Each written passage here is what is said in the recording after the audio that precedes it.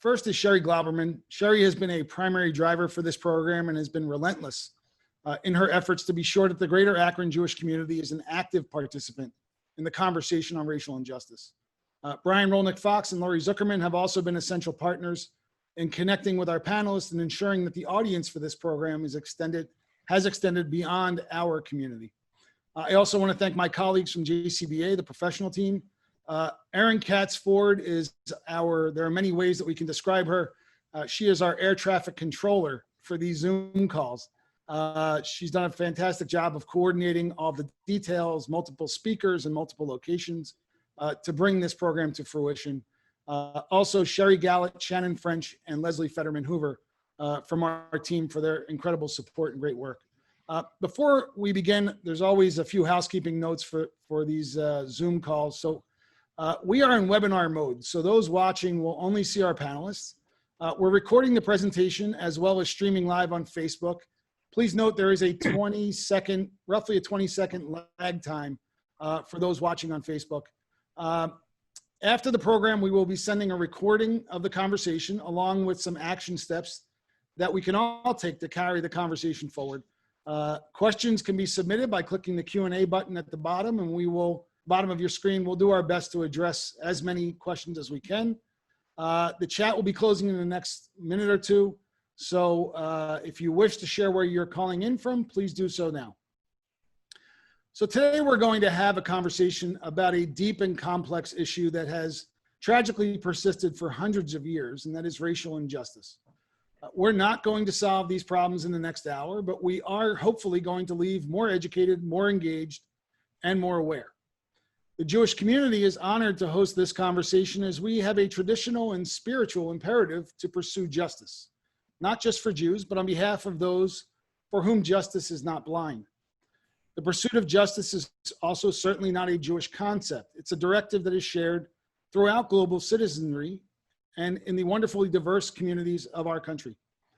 Given the topic and the timing of this program, I feel it's important that we also take a moment to remember one of my personal heroes and a hero to all who pursue justice, and that is Congressman John Lewis. Congressman Lewis left this physical plane on July 17th, 2020, but his spirit has not left our hearts or our minds. He is here with us today, and he will be with us every time we strive to do better, to be better, and to create better for our current and future generations. He is with us whenever we take action to get in the way of injustice.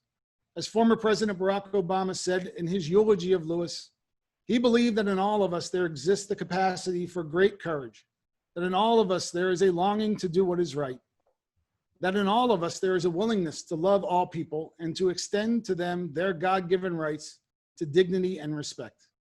It is in the spirit and memory of John Lewis's life work that we gather today to learn, to take action, and to continue in our pursuit of justice, dignity, and respect for all. It's now my pleasure to turn the program over to Laurie Zuckerman, who will introduce our panel and facilitate the conversation. Todd, thank you. Good afternoon, panelists and audience. Before I introduce the panelists, I want to say a few words to the audience. I've been involved in racial equity conversations on and off for 25 years.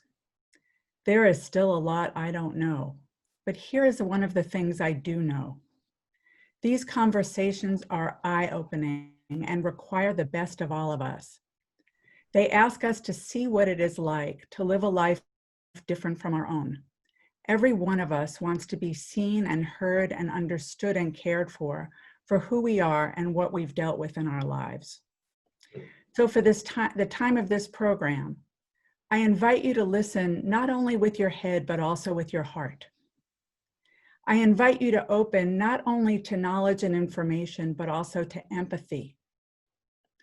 I ask you to put on hold your way of seeing the world, even if just for a moment, and widen your perspective to see a bigger, more interconnected world.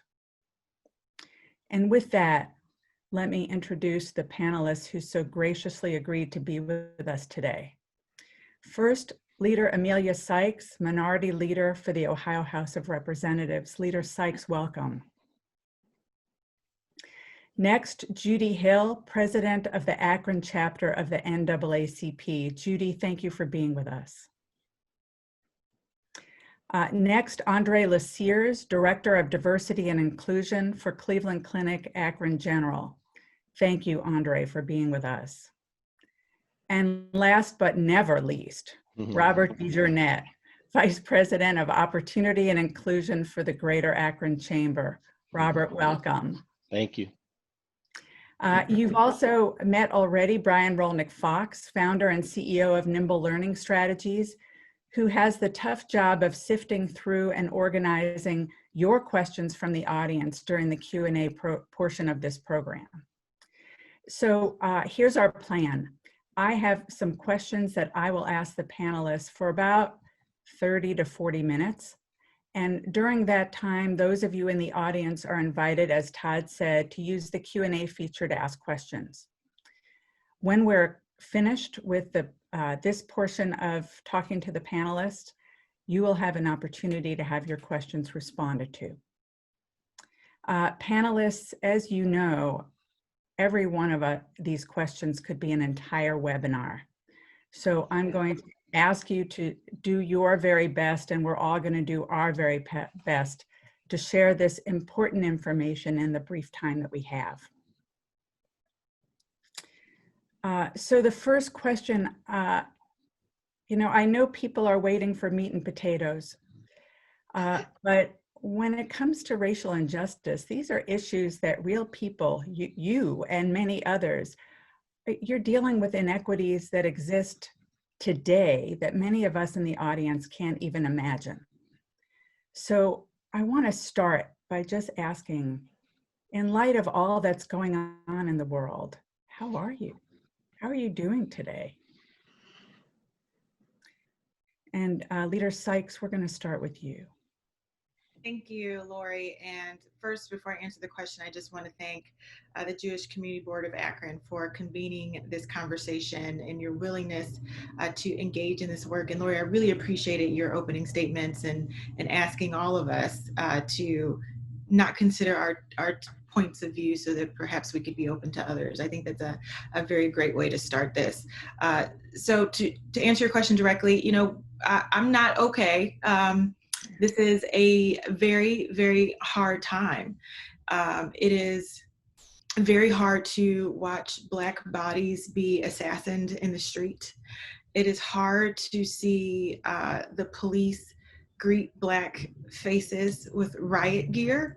I think I've shared this story before, but I was in Columbus trying to pick up some supplies at work, thinking no one would be around, and there are white men with rifles and signs that said the most vile things ever, and there was very little police presence. And just a couple of weeks later when I was there, and there were people advocating for Black lives, I saw riot gear, I saw the mounted unit, I saw tanks, and it feels like a non-stop reminder that my Black skin is a weapon and is viewed as a weapon without any other actions. And so, you know, I don't think I am alone when I say that I'm not okay. And it becomes even challenging having to work through this, knowing that we're in a global pandemic, a health pandemic. We are going to be experiencing some of the worst economic crises that will again impact Black communities, communities of color in a way that will be devastating.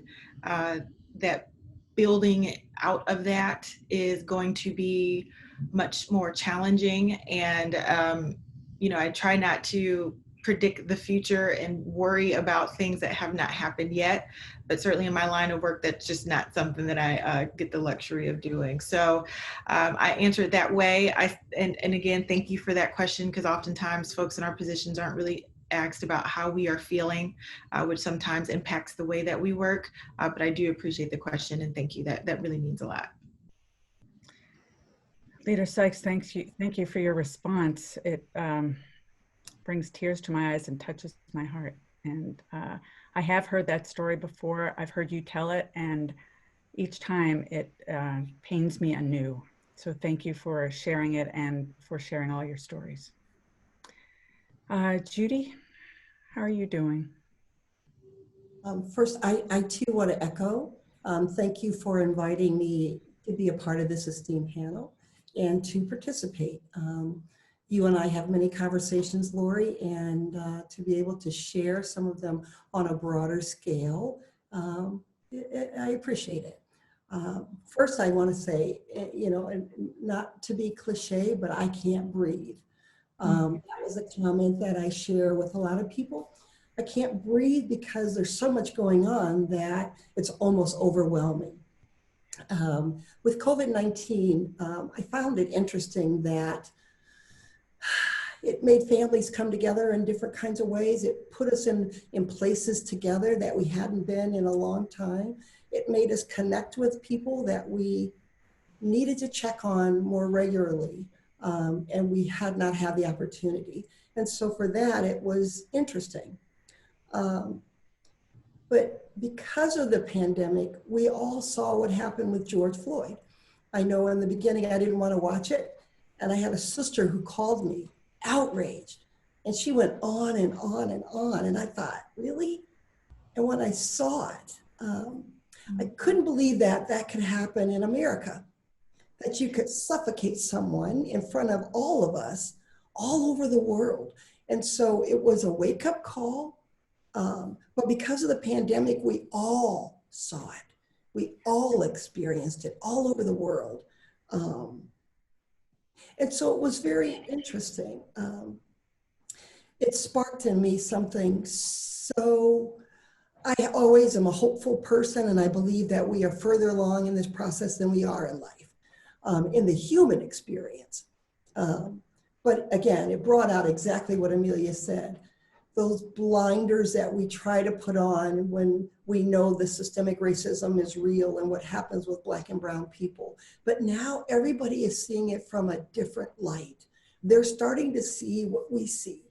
And everybody is sick and tired. My favorite phrase, and I know Robert's heard me say it a million times, when people get sick and tired of being sick and tired, that's when action happens. It's only in crises do we actually make real systemic change. And so in that sense, this over-policing and the systemic racism and all the things that we've seen is at a new height. And I hope we don't forget what it feels like in our gut when we think of 8 minutes and 46 seconds. I don't ever want to forget that feeling, because that helps charge me to keep moving and doing. So during this time, I think I'm overwhelmed, but I'm also encouraged. I'm encouraged because we're doing things like this. I'm encouraged because people are connecting in ways of how do we make change? And so I like you, Lori, I charge people not just to hear it with their head and feel it in their heart, but I need folks to move to action. Judy, thank you. For both the expressing the pain and hopefulness in the same, almost in the same breath. And that's where I think we need to be. That's what can support us to action. Andre Lestiers, how are you right now?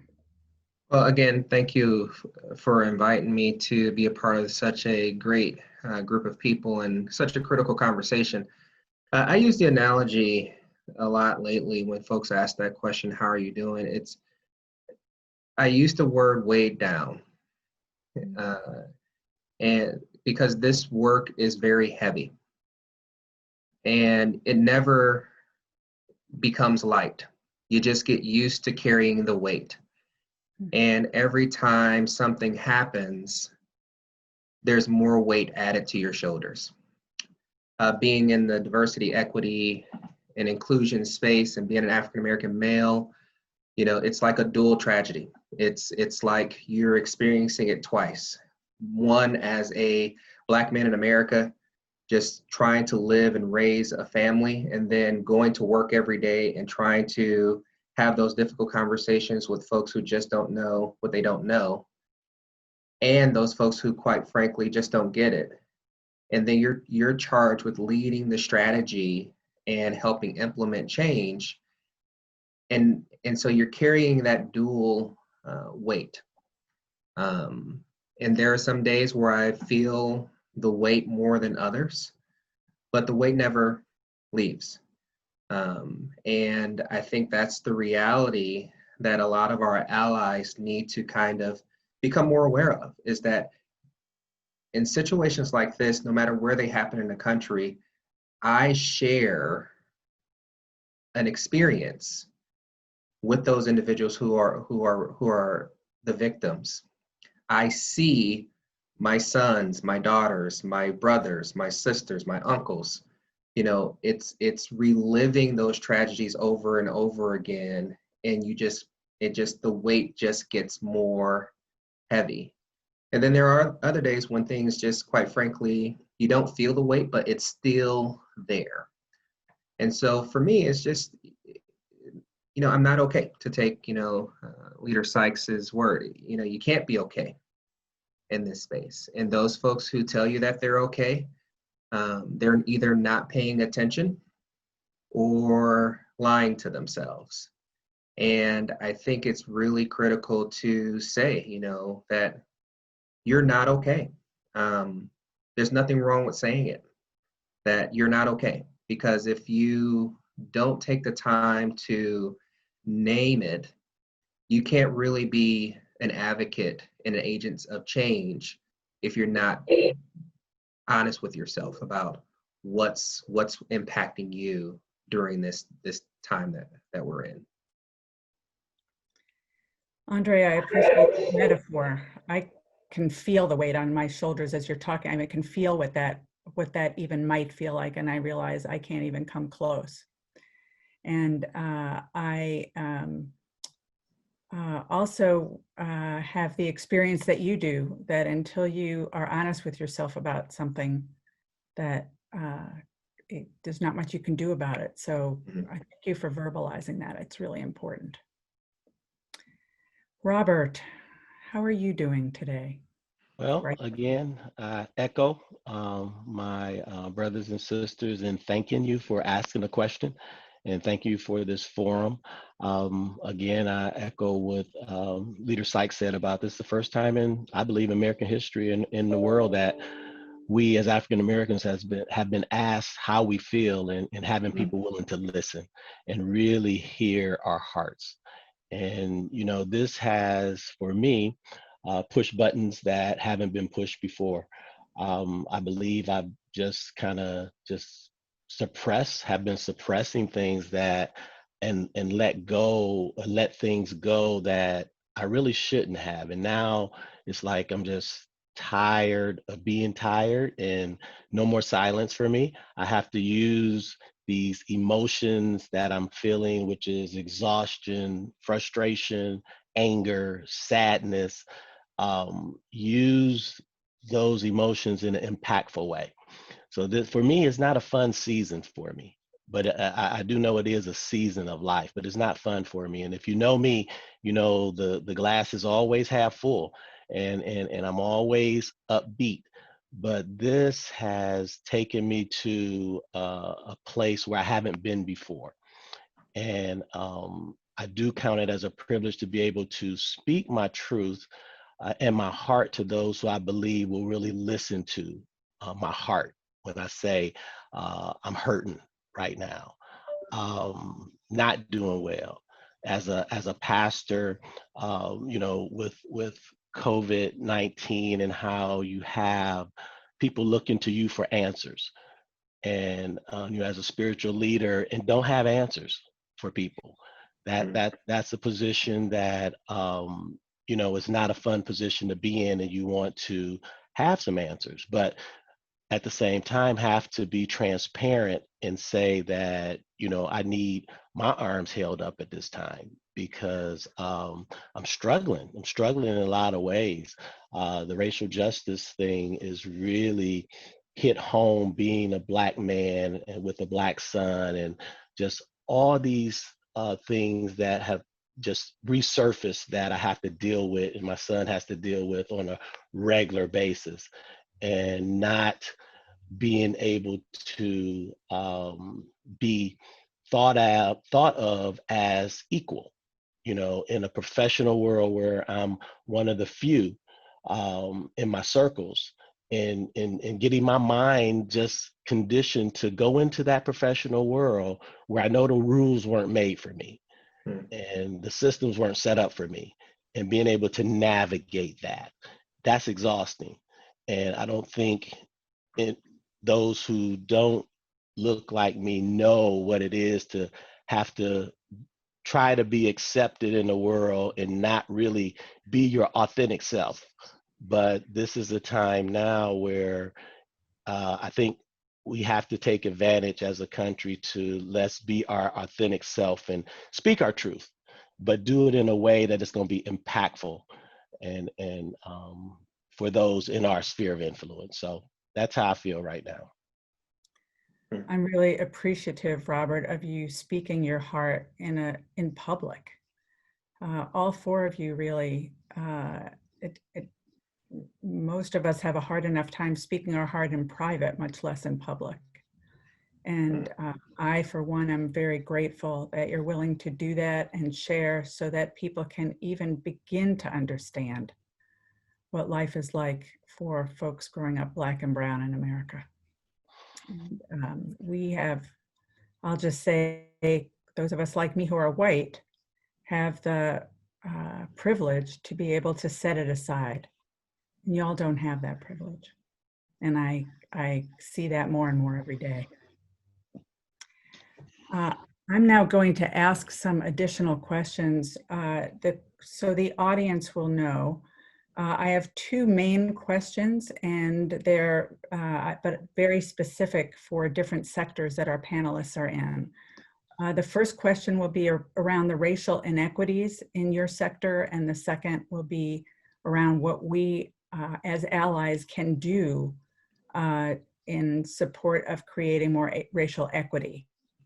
So feel free on the Q&A to continue to ask questions, either to understand the problem or to ask questions about what can be done, but know that that conversation will happen. So in terms of racial equities in your sector, Leader Sykes, I'm again going to start with you. In your role as minority leader in the Ohio House of Representatives, you have a broad perspective of what's happening in the state of Ohio. In broad brushstrokes, what are the top 2 or 3 issues related to racial inequity that keep you up at night?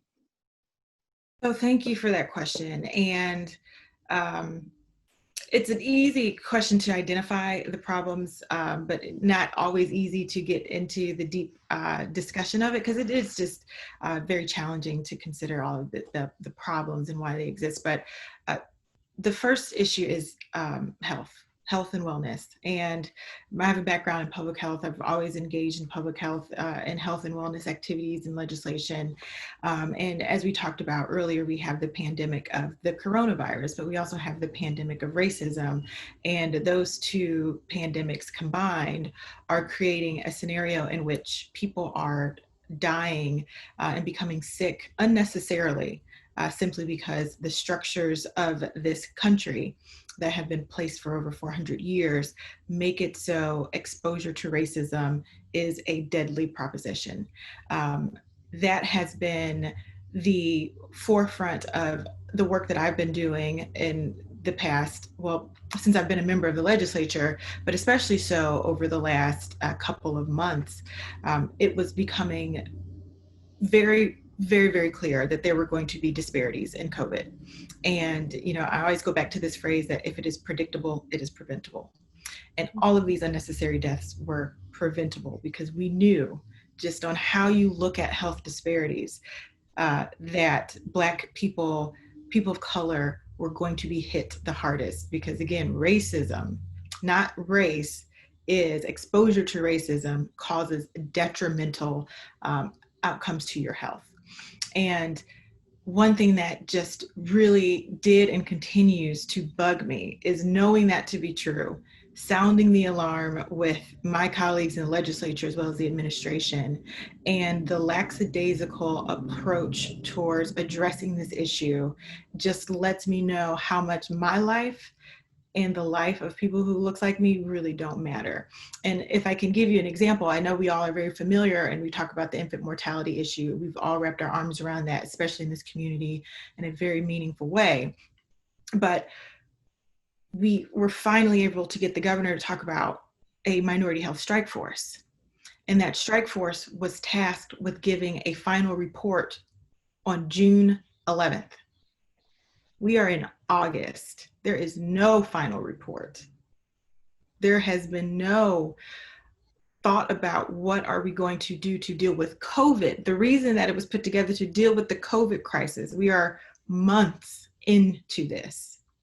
And let me contrast that with the work groups that worked around hair salons and nail salons and restaurants and bars. They were up and running and had recommendations in a week.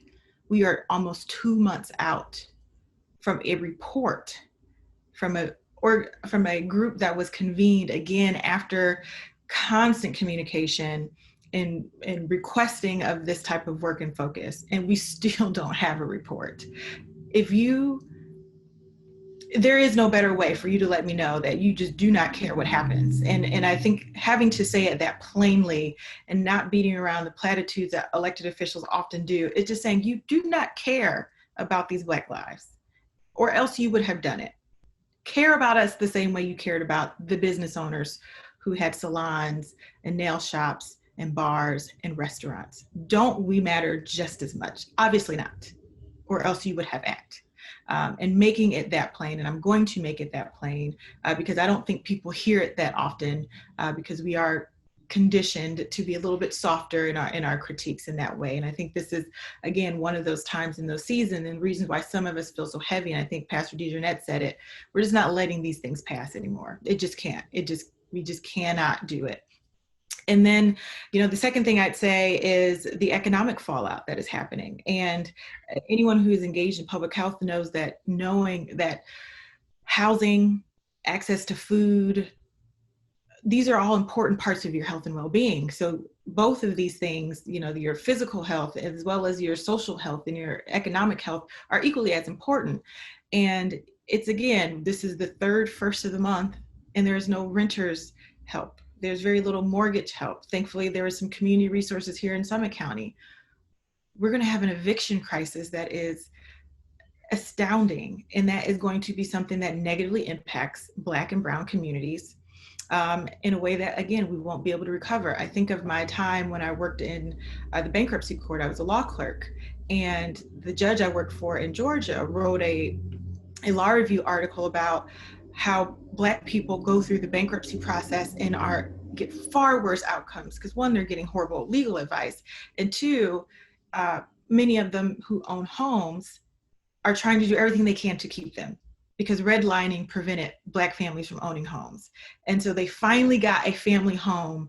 They got that variable interest rate loan that unfortunately was not something they could keep up with. They filed bankruptcy and they did everything they could to keep it. But they got such bad legal advice, they lost the home anyway, and then we're in just worse financial standing. And so when I think about my experience at the bankruptcy court and what the housing bubble looked like and the economic downfall was in 2008 and the 5 or so years afterwards that we were recovering, will still continue to recover, I am really concerned about where people are going to live after this, if they are even going to be alive, what the long-term effects of the COVID virus may be on people's bodies that we just still don't have the answers to. And then just the way in which the leadership in this country and sometimes the state is just oblivious to these very basic human needs that people have, and what that lack of representation and thoughtfulness and sensitivity does to the fabric of our communities when you are making decisions on a daily basis that essentially say, I don't care if you live or you die. It doesn't matter to me. As long as we can open up these businesses, we will let people continue to expose themselves to you. without masks, all of these things. And it's just a constant reminder. And certainly in COVID has highlighted some of these issues and continues to highlight them, but they're going to be exposed in a way that I don't think people really are prepared to deal with. Leader Sykes, what you just said just takes my breath away. And it's not things that I don't know. The more we hear those things, the more we can take them in. And it's true in every sector. You've only spoken about two sectors, healthcare and economics, but it's also true in education. It's true in criminal justice. We know that it's true everywhere. I only gave you two, and so thank you for sharing all that. Andre, I'm going to go to you next, Andre Lasiers. Leader Sykes just talked about the disparities in healthcare and what a challenge that is for Black and Brown people. And we certainly have been reading that in the newspaper that COVID has been impacting Black and Brown people in much greater percentages than white people. So can you give us a little more of a snapshot of why that is? Why is racism, how does it create those disparities in healthcare? Well, I think Leader Sykes did a phenomenal job of really naming the truth. A lot of the systems that are created in healthcare are not designed to benefit Black and Brown families or individuals. Systemic and structural racism is real. And we have to recognize that, especially in our industry of healthcare. One of the things that has come as a result of this, just to kind of back up, COVID has exposed the deficiencies in our system. As Leader Sykes stated out, we know when something bad happens, the most marginalized groups experience it the worst. We know this. It's not a secret. It's true in every human experience in this country. Whenever there's an economic downturn, the people who are already at a disadvantage feel it the worst. Whenever there's any crisis, those who are resource deprived experience it the worst. And so what we needed to do was that although we were doing some things, we need to do more. And that's just the reality of the system. And that's what COVID has really brought to light. And as we have ventured into understanding the impact of racism on our systems and structures, what we've realized is that we have to get comfortable talking about race and racism and socialize it as part of our normal vernacular, as part of our normal way of how we problem solve and strategically think. We have to add racism to our vocabulary and get comfortable asking those critical questions and identifying that. Because if we're not comfortable talking about it, then we're not going to be comfortable when it comes to doing the hard work needed to address them and address the issue. And that's what this pandemic has really exposed to us, is that there are many efforts that are in place, but those efforts are not enough, and we need to do more. We need to leverage our resources more intentionally. We need to have more intentional conversations. We need to engage more intentionally with stakeholders and really ask the questions and listen. We are subject matter experts, but we are not experts in everything. And so the more we listen, the more we are able to internalize that, and the more we're able to socialize the reality of racism in our systems and structures. We're now recognizing the impact that has on our communities. But again, it's not that we didn't know, it's just that, again, it's not part of our socialized conversation, right? There aren't enough of us in the space to really call it out and name it and drive it. And now, similar to what Ms. Judy said, because everything is shut down, we can't hide from it. There's no NBA, there's no NFL, there's no Major League Baseball, there's no PGA, whatever. Nothing's preventing us from or distracting us from the moment we're in right now. We are a captive audience. And that's what we needed to really slow down and say, wait a minute. There are gaps that we need to address, and we need to be more intentional. And that's where we are. And so until it's become a socialized part of our conversation, a part of the critical mass, we're going to continue to struggle. Mhm. Yes. The answer to that, the question you didn't ask is yes. Robert DeJournette, you've been working with the Greater Akron Chamber on issues of racial inequity in the workplace, the economics being the other thing that Leader Sykes spoke about. I know there are many interrelated issues involved. What makes it more difficult? This may seem like such a basic question, but I'm going to ask it anyway. What makes it more difficult for a Black or brown person to get a good job or start a business in Akron? Well, I think it's just access to opportunities and awareness. We have skilled, degreed individuals working in jobs where they are overqualified for. Because I think it's hard to get a foot in the door due to biased hiring practices. Most opportunities stay within certain networks when they're available. We're not being inclusive in our collective hiring practices. We gave some information out last year when we presented the research that was done in our inclusion narrative, and approximately 3/4 of the jobs are never publicly posted, but rather filled from within existing networks. And if the majority of our networks are made up of people who look like us, then the white hiring managers are going to be exposed to a lot more white candidates than minority candidates. So equal opportunity is really not a given. And we're facing a lot of implicit bias that continues unconsciously in our culture. We're facing a lot of pushbacks from groups and persons who are racist.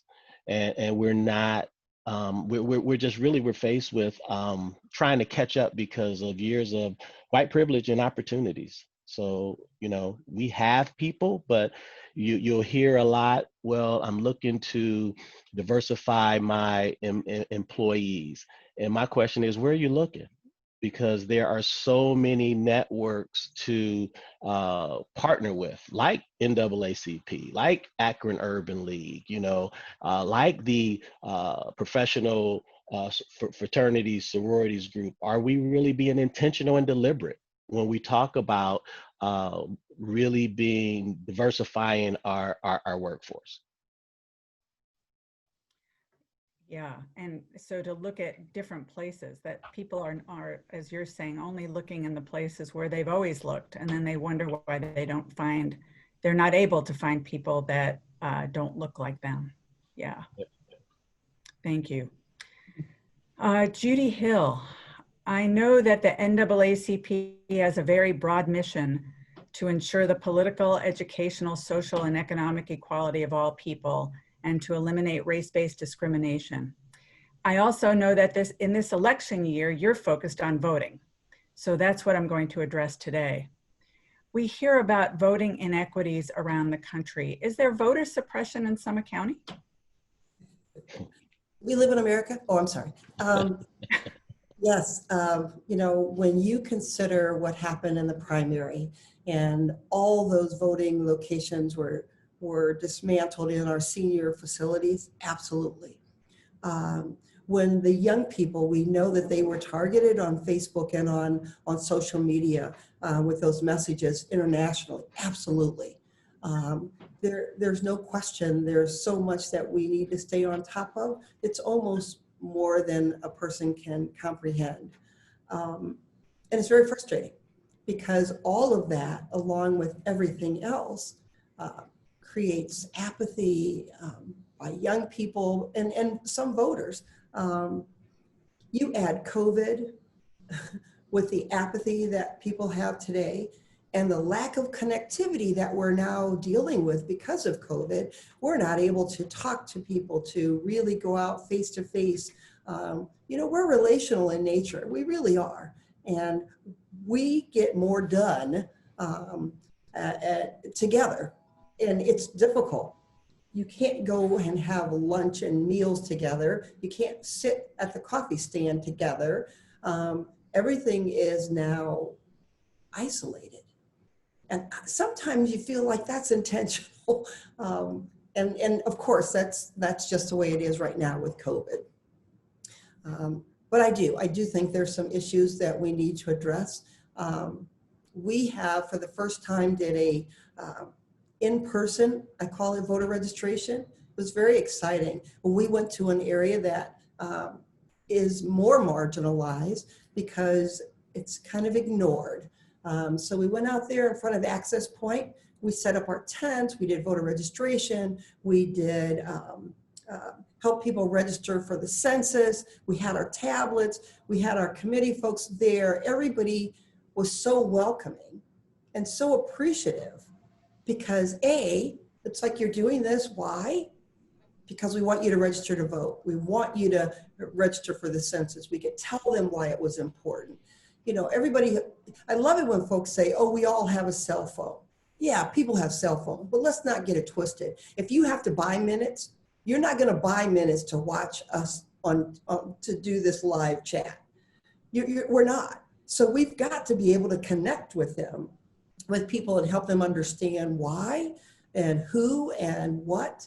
And it's been interesting. And so we've scheduled probably 4 or 5 more in August. Hopeful that the pandemic won't deter us from moving forward. But we registered, oh gosh, over 20, 30 people. We had about 15 people do their census for their families. We gave out free hot dogs and ice cream because it was more of a neighborhood focus and feel. And that, I think, is what's missing. We, at one time in America, in Akron, Ohio, since we're talking about Summit County, we're more neighborhood oriented. Well, when you start taking out your schools in a neighborhood, the anchors, when you can't go to church, anchors, people become isolated and the issues become greater, the challenges are greater. And so I struggle with what's going on, but I'm also, we're willing to be creative and try new things. I wish Zoom was for everyone, but it isn't. There are folks, you know, we use it all the time, but there are a lot of people who don't know what we're talking about. They don't know how to have these interactive meetings. And so I am really concerned about this voting process. And the other thing, the legislation, and Sister Sykes can talk about this better than I, you know, they're arguing over whether they're going to put a stamp on my ballot so I can mail it back. You know, come on. Are we really that petty? We know that LaRose has money to pay for the stamps on the ballots, but yet he's getting pushback. His legislative body doesn't want him to do that. And that's unfortunate. But you talk about a way to suppress the vote. So now they're going to mail you just as an example, mail you an absentee ballot request form. You have to fill that out. And those are going to be coming out pretty soon, probably after the holiday. You have to fill that out, mail it back, and then they'll send you your ballot.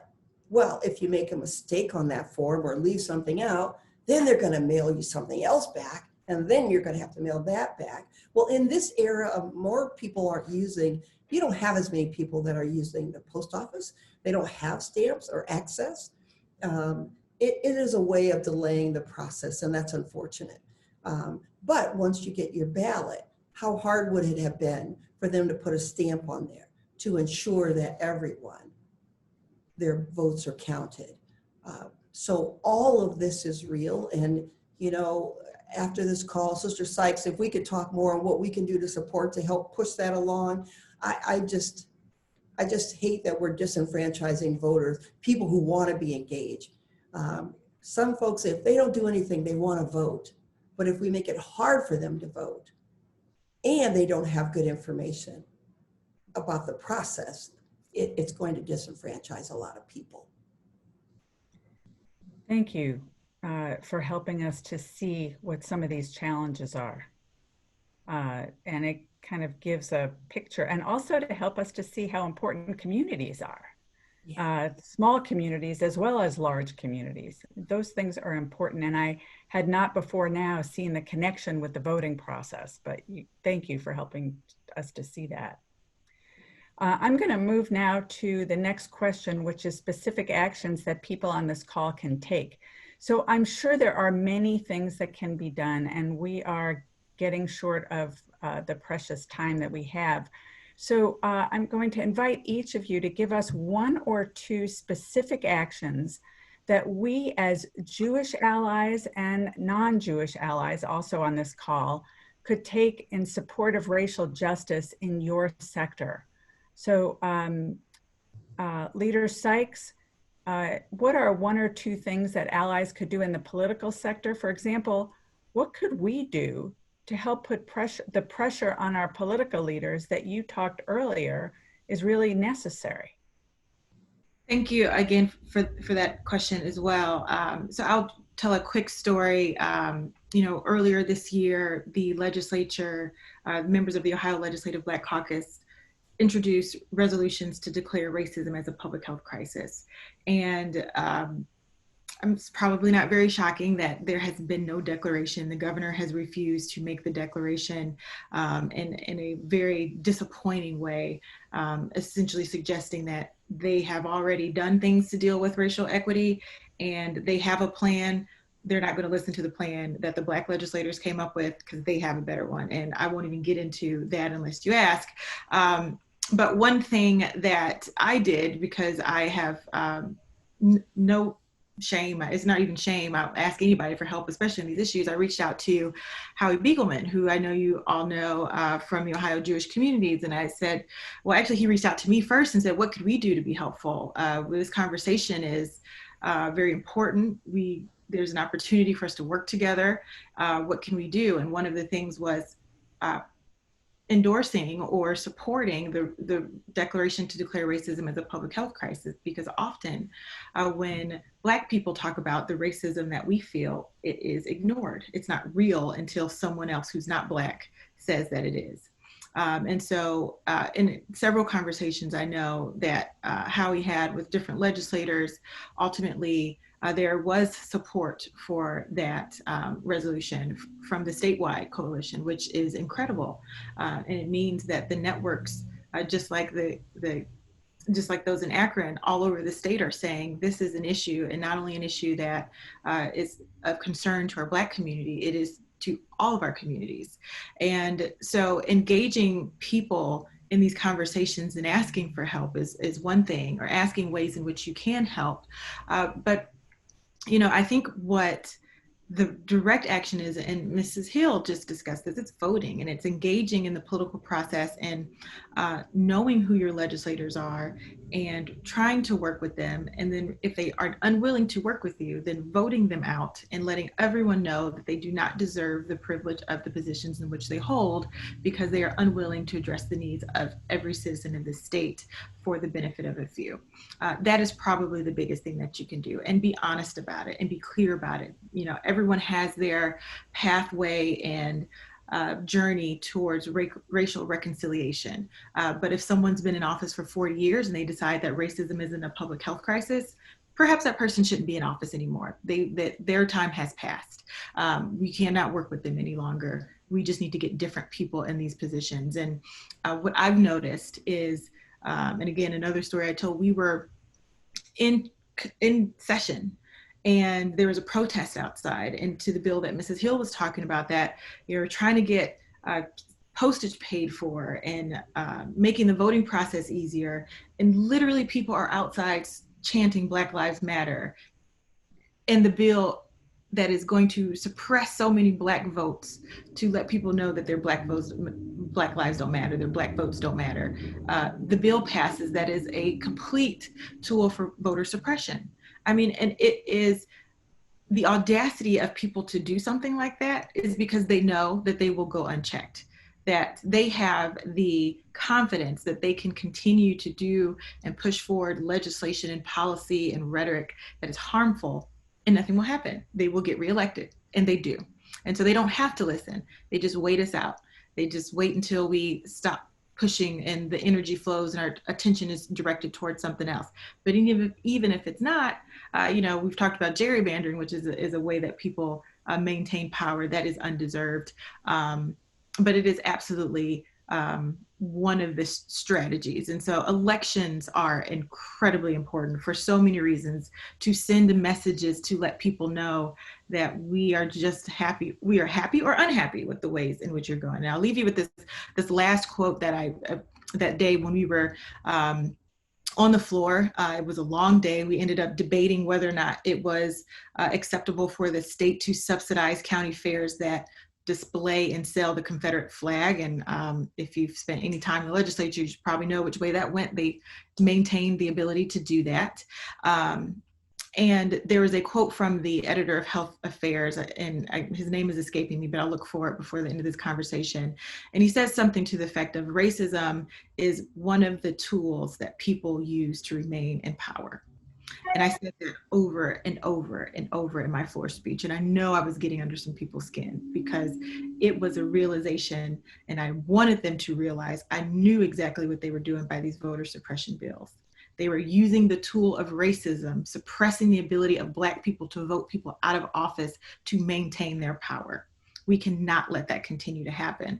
And so all of our efforts to get people registered to vote, educating them on how to vote, educating them on who the people are, from not just the president, but your judges, your state representatives, your county officials, and giving people the confidence and empowering them to make the decisions that are best for them and their family. And it is no easy feat. It takes a lot of time, and there's a lot of silliness that happens, but we have to do it. And I'm grateful for the folks who are on this phone call, particularly Pastor DeJarnette and Andre and Mrs. Hill, who always are dedicated to that cause.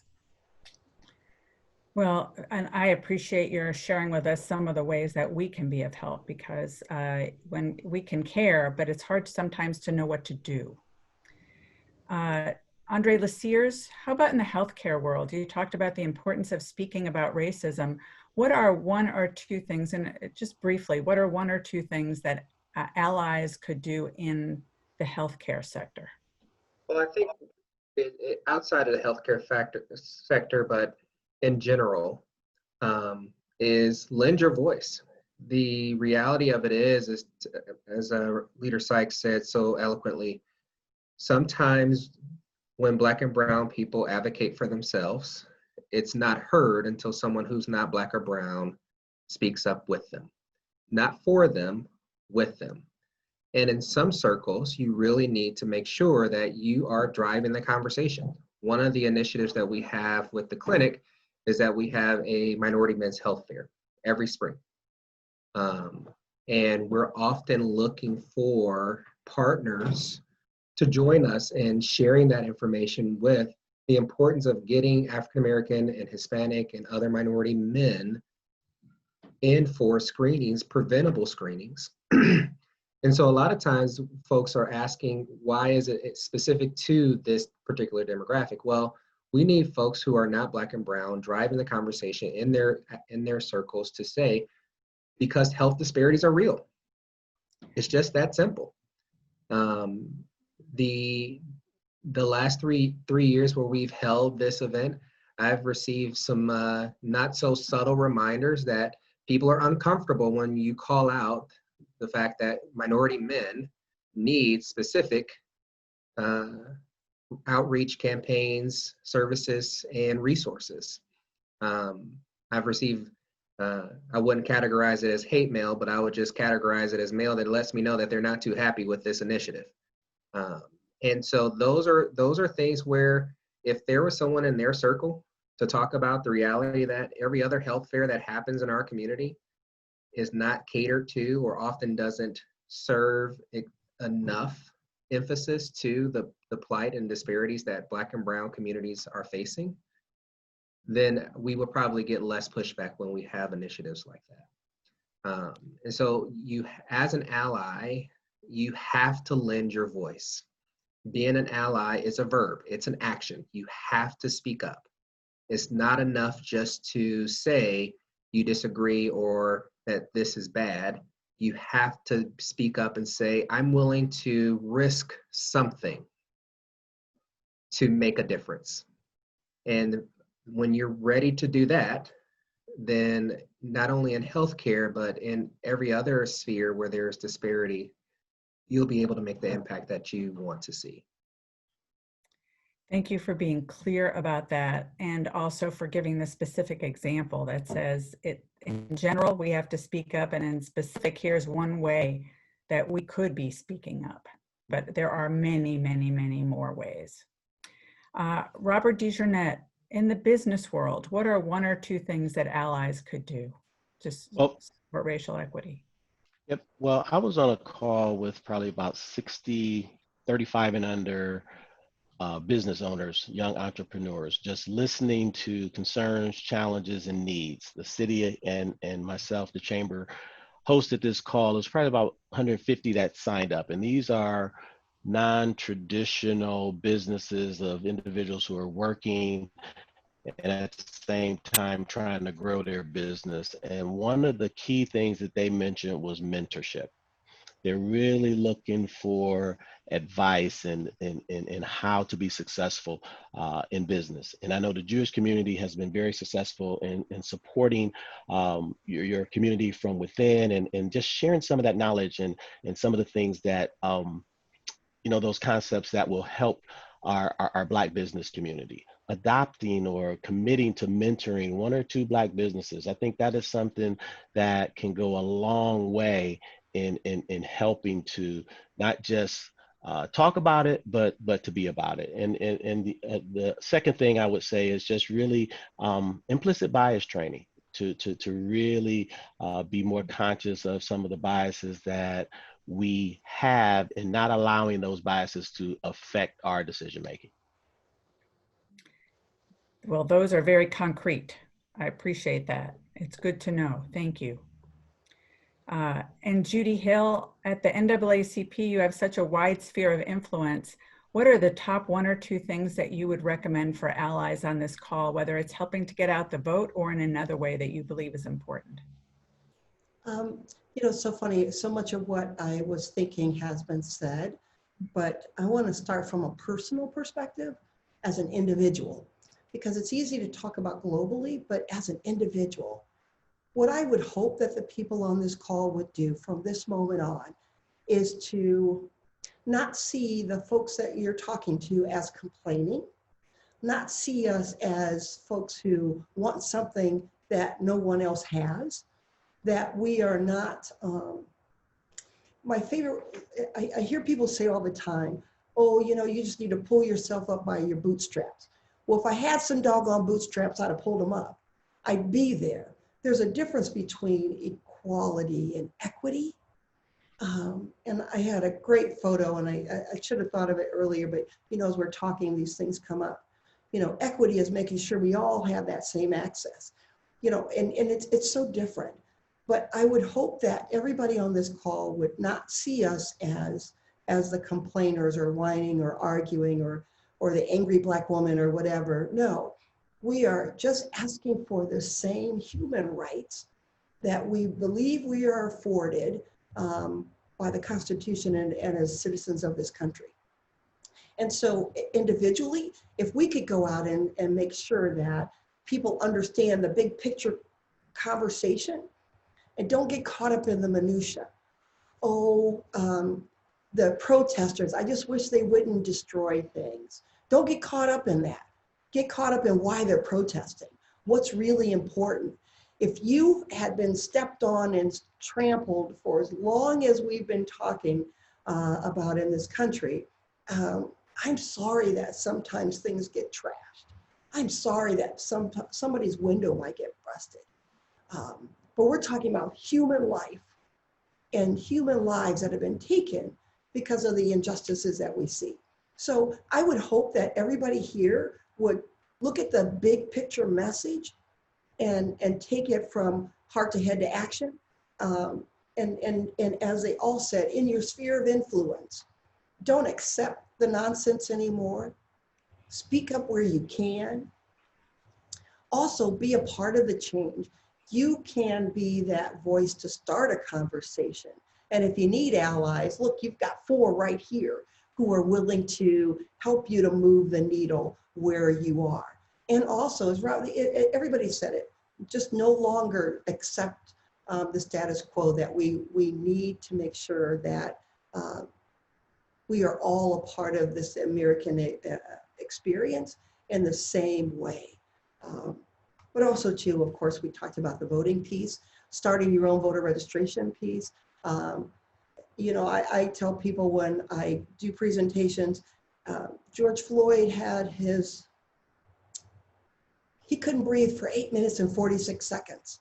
And so I challenge everyone, for 8 minutes and 46 seconds, talk to someone about voting, the importance of voting, talk about some of the candidates, which we don't do, and the issues that are on the ballot, to encourage them to understand that voting is local. Select 8 people that you know who may not be registered to vote, and make sure that they're registered. Not only don't accept, oh, I'm registered. Oh, good, let me look you up online. You could go to the Board of Elections website and check. Oh, you may need to change yours, because purging was real. That was another piece I didn't even talk about. They purged a lot of names, and I understand that by law, they have to do that to make sure that people who are deceased don't get ballots, or if you move, that they wipe out so it saves money, blah, blah, blah. But we want to make sure that everybody that you know is registered to vote, it's updated, and we can get them good information. So, you know, I just think that there's so much, but listening and understanding for yourself in your sphere of influence, I think is critical. And don't be afraid to go outside of your circle and do some things differently.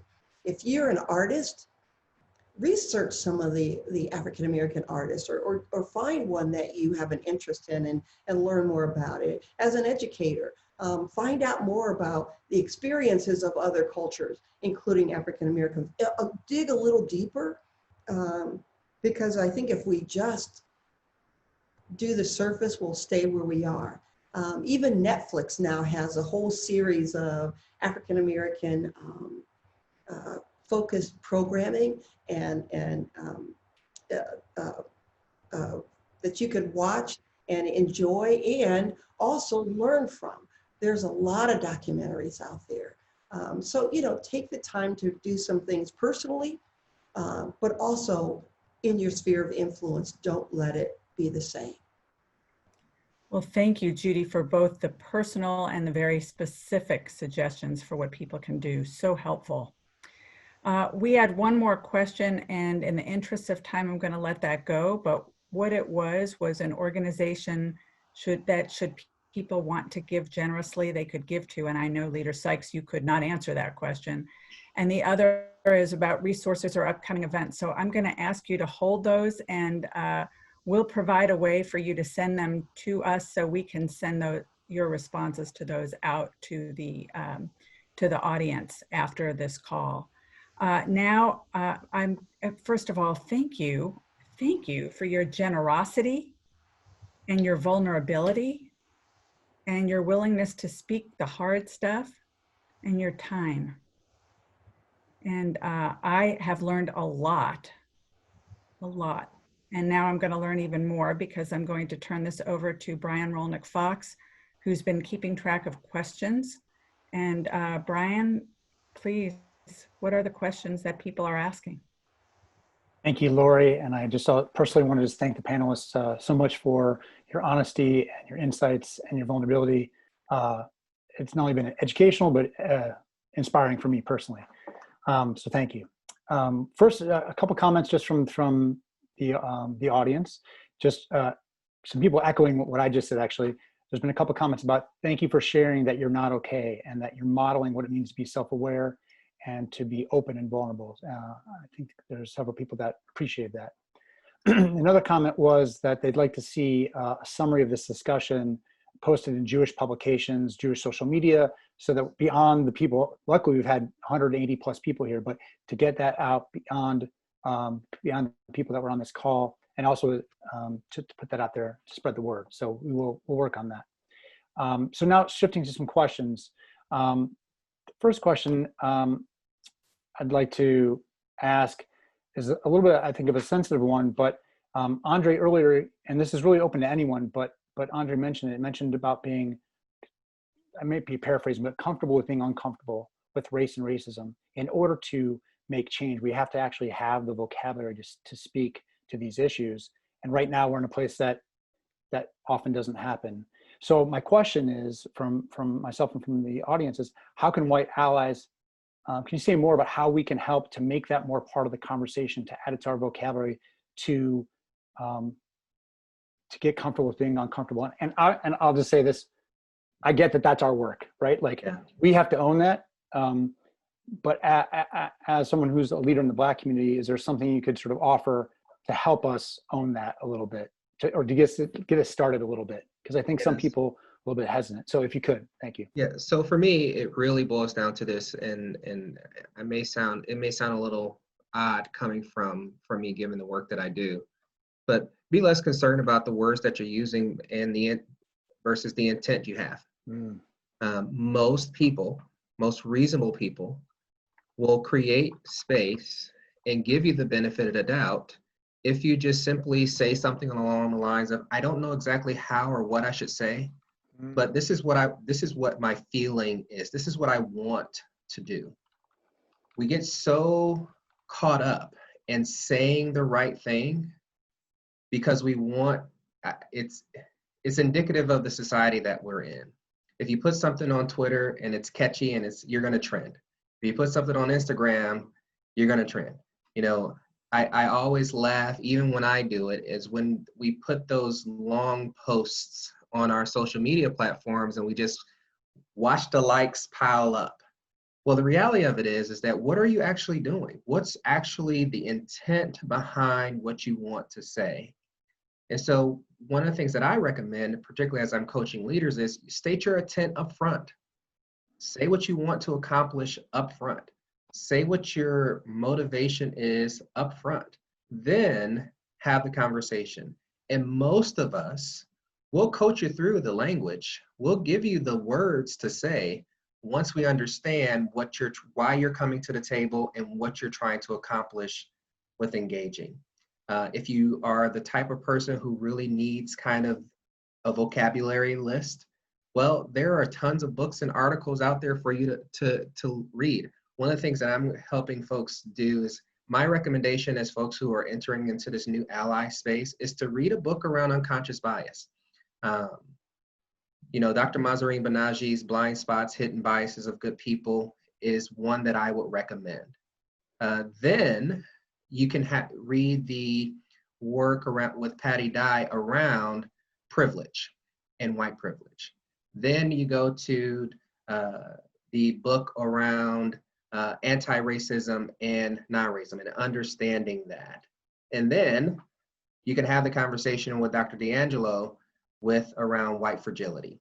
Developmentally, and if you do it in that sequence, you'll do it in a way that really creates more of a foundation and more sustained skill set to be ready for the conversations that are happening. But you can't just jump on the deep end and expect to be able to swim if you haven't done your work at the beginning to learn how to float. And so that's the dynamic that we are often facing with those folks who are entering into this conversation. They haven't laid the foundation. And that foundation is, why are you doing this? State that up front, and then look for the help to build your vocabulary and build your skills to navigate this space. But your intent has to be stated up front. Thank you, Andre. Before I move to the next question, I just want to give a moment if there's one or two other panelists that want to speak on this topic, if you feel like you want to. I could just add just a little bit to that and just echoing what Andre said. I mean, building authentic relationships.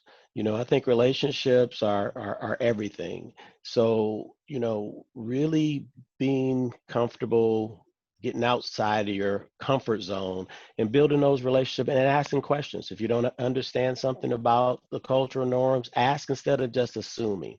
And again, with Andre, do your own research instead of relying on us to educate you. We can help, but do your own research. Thank you, Robert. Want to My add, next question is, oh, sorry, Judy, go ahead. Yeah. I talk very seriously about having critical friends, and critical friends may not look like you. May it be male, female, black, white, gay, lesbian, etc. But some critical friends that you can talk to openly about whatever it is your issue or concern is, because in those conversations, being authentic and being you can say, how you're feeling, what's going on, and if you say it wrong, they will at least know you and know your heart and help navigate some of that conversation with you. Thank you, Judy. I just want to, we did get a comment about getting that specific list in order from Andre. So we will follow up with Andre, get that list, and we're going to be sending an email out, I think we mentioned earlier, with resources, action steps, and that will be part of it. So we'll make a note of that. So Judy, I'm going to come back to you. One of the questions that came in was sort of two different questions, but relevant to what you were talking about. One is, are there efforts being made to have mail-in voting only in this state, in the state of Ohio? Question one. And question two, for people who they've actually joined NAACP, but want to learn more about how to help with voter registration, if you could, shout out real quickly to that. And again, we will follow up with the resource email about that as well. But pitch that Sure. to you, Judy. Number one, about all mail-in voting, I don't think right now in this administration that's going to be a possibility for the state of Ohio. I know that there's a push. The NAACP at a state level, along with other political leaders, are saying, why don't we do this? It's successful in other states. They're just not ready right at this moment, in my mind. And that with mail-in voting, there's also things going on right now to defund, quote unquote, the post office, which would affect voting. And so there's that conversation as well. We're almost, if this pandemic continues, we're going to have to go to an all mail-in. But, right now they don't want to say that. And so we're just going to continue to push that we can do that, because it also requires us to have voter registration done in a different way. Why can't I just go and register online? Or why can't I just, do this all electronically? Why can't the fact that I have a driver's license in the state of Ohio be my voter registration process as well? I mean, it's the same legal document that you're using, same information. And so it's just, there's a lot of conversation, and I hope we can get there soon, because it would alleviate a whole lot of problems.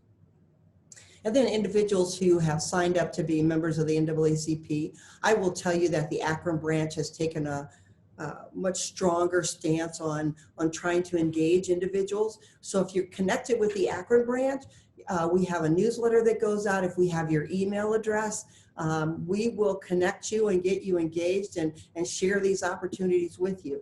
As I mentioned, we have 4 or 5 voter registration initiatives coming up, and we would love to have individuals help and help you if you want to organize one in your area. And so the Akron NAACP at yahoo.com email address if you'd like, or you can call the office and we can get you on that list and get you engaged. Our office number is 330-573-4986. Thank you, Judy. The next question I'm going to offer to Leader Sykes. So you and others on the call really mentioned a variety of different issues. That this report, healthcare report that was due in June that's still missing. The issue with, Judy mentioned the issue with stamps and mail-in voting, claiming racism as a public health crisis. One of the questions is there one policy change that you could recommend that we as allies could get behind is there like the highest, I mean, they're all important, but is there one that you could sort of prioritize that we could really get behind? Or do we have to sort of go after 1, 2, and 3? Can you say a little bit more about how we can be supportive and advocating for these different issues? Sure. And that is difficult to just say one thing because there are so many challenges that we are tackling right now. But I will just highlight a couple that you said that I do believe are incredibly important right now. It is, as we've talked about, voting. And in my arena, that is how I get hired. That's how I get fired. So it is very, very important to me.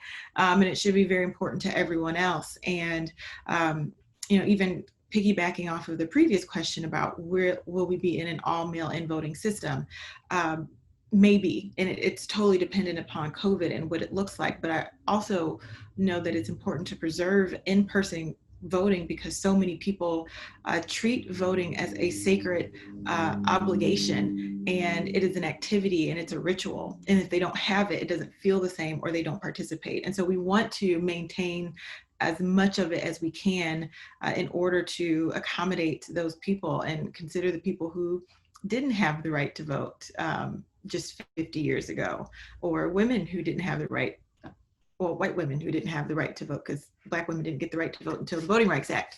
And other women of color didn't get their right to vote 100 years ago as well. So that becomes the priority in fixing this and addressing it and being nimble enough to say, we don't know what COVID is going to deliver us. So let's plan ahead. It's, going back to if it is predictable, it's preventable. What happened in the primary election was very predictable. It could have been prevented. And so now we get a do-over and let's do it right. So let's make it easier. Let's make some of these activities electronic. There's a lawsuit right now against the Secretary of State in requesting absentee ballot forms. Right now, the process is primarily paper, or you have to call it in. And there's some argument as whether or not the Secretary of State has the administrative authority to simply just create the platform and the technology and it can be accepted. He says he does not. Others say that he do. They'll fight it out in court. That'll be a way that makes it a lot easier for people to request those absentee ballots. Communicating that in a way and putting the state resources behind it. And we have the money from the CARES Act and from the federal government to do so and to pay for postage. One of the biggest battles I got into my first term was about absentee ballots because the envelope size can get stuck at the post office and the post office wasn't sending them because it was a strange size envelope. And what does that look like? And not even having people jump through the hoops of figuring out, do you need 3 stamps? Do you need 70 cents worth of stamps? People who don't even have stamps. I'm thinking of my nephew who's 23. I don't know if you've ever seen a stamp. So, how do we make this more accommodating? Or if you want to do the in-person part, well, we have multiple drop boxes. And it's not just at the Board of Elections, and it's at maybe post offices across the county where people can fill their ballot out at home and then just go to the post office and drop it in the receptacle that gets picked up every day. You don't even have to mail it. Or it's at your grocery store, at the JCC. It could be anywhere. We have these for the mail. Why couldn't we do it for voting? And it's the same. And if you put it in a mailbox, it's just as secure. So why not have the Board of Elections do the same thing? These are all things that we could figure out in the legislature. But as we've heard, there is a desire to keep up confusion, which creates voter suppression. So these things are happening on purpose. And they're meaningful, and none of these things are just random acts of confusion. These are very, very purposeful. And so one thing I've learned for sure, there is nothing that happens without any particular reason in Columbus and the legislature. So if something's happening, it is for a reason. There's no random activity. And then the second thing I'd say is the racism as a public health crisis is really, really important. And we get a lot of flack on that because it is not a bill and it doesn't have teeth or whatever it is that people want to say about it. But it is a value statement. And it does help identify a problem that we plan to fix, that we want to fix. And we know no matter what line of work you're in, if you don't clearly articulate and identify your problems, you cannot fix them. And that is what racism as a public health crisis does. And so the fact that people don't want to declare that means they don't want to fix it because they don't want to identify it. And they don't want to have to address it as such. If you look through the words and the verbiage of the resolution, one of the first things it does is identify and uses and comes up with common definitions. That's the first step. So we need to know what that is. It is asking the legislature and policymakers to address our work in a different way in which we consider racial equity and look at that lens. And when we look at that lens, what I know to be very clear is many marginalized groups will also be uplifted when you start to think through legislation and policy through someone else's eyes. And that is also what the resolution does. And then it goes through and sets up a standing group of committee to continue to look at these things, to talk about how we are giving businesses access to capital, how we are doing the procurement process with state government and minority contracting. And it has, I believe, 26 whereas clauses, which identify all these things. But really what we are doing is trying to get at the process by which we legislate in a way that it is much more equitable. It is not a direct allocation for this. It is not creating a program to do that. It is saying, I, legislator, fill in the blank name, when I approach my work, I'm going to consider more than just the cisgendered white Christian male background, and perhaps think that there are other people in this world who may be impacted in a negative way. And so let's think about that as we're going through the process, instead of waiting until it's implemented and then have the fallout. And then we're like trying to get all the stuff back together, or not, which is often what happens when we're here. We just kind of let the chips fall where they are. So I'd say those two, the voting issues. There's a bill 680, House Bill 680 right now that's over in the Senate that was going to get a vote that did not, thankfully. It is not good legislation. It is not helpful. It just barely maintains the status quo, and we need much more in this election. And then the racism as a public health crisis, and the numbers for that. I want to say in the Senate, it is Senate Resolution 31 and House Resolution 14, and they could be reversed, but those would be the two priorities that I would start with. Thank you, Leader Sykes. We're going to wrap up the Q&A and wrap up the whole session in just a moment. I just wanted to make one comment. There was a question that I was going to direct to you, Robert, but we're running out of time, which is around resources for combating issues in the hiring process. So we can talk offline and make that part of the email that goes out. Everyone, all the panelists, thank you for attending. I'm going to pass to Todd Polikoff in a moment to wrap up. I just want to say the other comment that came in is, how do we keep this conversation going? And I think us in the Jewish community will start to wrap our heads around that and see what we could do next, whether it's with this group of panelists or others, but we want to keep the conversation going. And now I pass to Todd Polikoff. Thank you, everyone. Thank you, Brian. And thank you also to Lori and Sherry Glauberman for all of your work on this program. I also want to thank and echo Brian and Lori, and thank our incredible panelists, not only for joining us, but really for the raw and concrete way that you expressed your personal feelings and your personal civic and community perspective. It's very important for us to hear, and as Leader Sykes said, it's not a time for platitudes. We need to speak real with each other about these issues. I also want to thank those on the call. Thank you for becoming more educated, becoming better allies, and as Andre said, the verb version, not the noun version of ally. And find ways to leverage our collective abilities and amplify the voices who seek to eradicate systemic racism, but also to live in a society that's more just and more equitable. For the attendees, I think Judy gave us a very clear and accessible opportunity in her challenge to spend 8 minutes and 46 seconds a day, or several times a day. We can become more educated. We can ask questions. We can get out of our comfort zone.